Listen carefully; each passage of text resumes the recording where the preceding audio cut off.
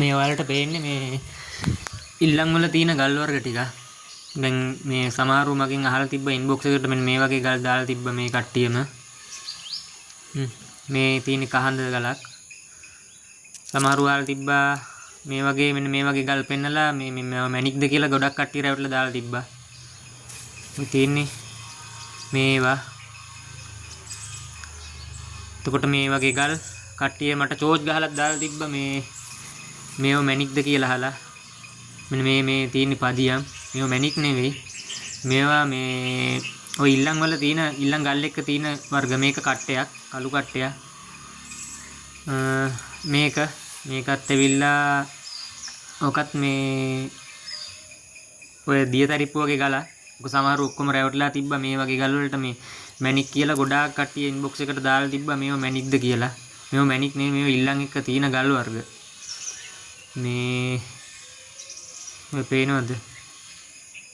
මේ තේත් පදියක් ගොඩාක් කට්ටිය දාලා තිබ්බා මේව මැණික්ද කියලා. නෑ මීට අමතරව මේ ඉල්ලන් එක්ක තියෙන ওই ගල් වර්ග තමයි. මේ හොඳට ඇහැට හුරු කරගන්න ඕන. මේ නැත්තම් අපිට ගල් අඳුර ගන්න ඕනනේ. අපි රැවටෙනවා ටක් ගාලා මේ වගේ ඒවට ලොකු මැණික් කියලා. සමහරව මැණික් ගන්න නැහැ. දැන් මැණික් හොයන්න කලින් මේවට රැවටිලි ඉවරලා මේව මැණික් කියලා හිතාගෙන මේවා අහුල ගන්නවා. ඔය පේන්නෙත් දැක්කද මැණික් වගේ මැණික් නෙමෙයි මේවා. ඒත් පදියම්. ඔයාලා මේව බලලා ඉවරලා ඇහැට හුරු කරගන්න මේ. එතකොට ඔයාලට ලේසි මැණික් අඳුර ගන්න. ඉතිල්ලන් වල තියෙන ගල් වර්ග තමයි. මේ ඔක්කොම තියෙන ඉල්ලන් වල තියෙන ගල් වර්ග. මේව මැණික් නෙමෙයි. මේවා වටිනාකමකින් අඩුයි. මේ කහඳ කෑලි, කළු කට්ට. මේවත් එක තමයි මැණික් ඉල්ලන් වල මැණික් පිටන්නේ. කදේත් කළු කට්ටය.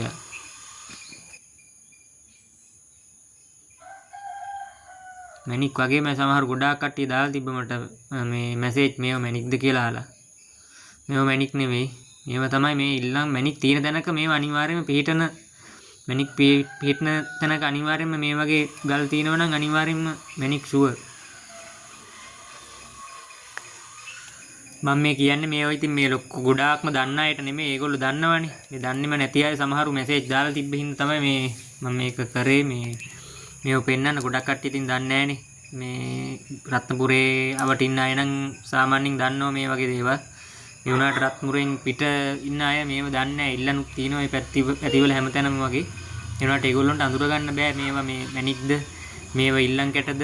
එහෙම ඒ හින්දා තමයි මම මේ දාන්නේ. මේ දන්නේම නැති අයට.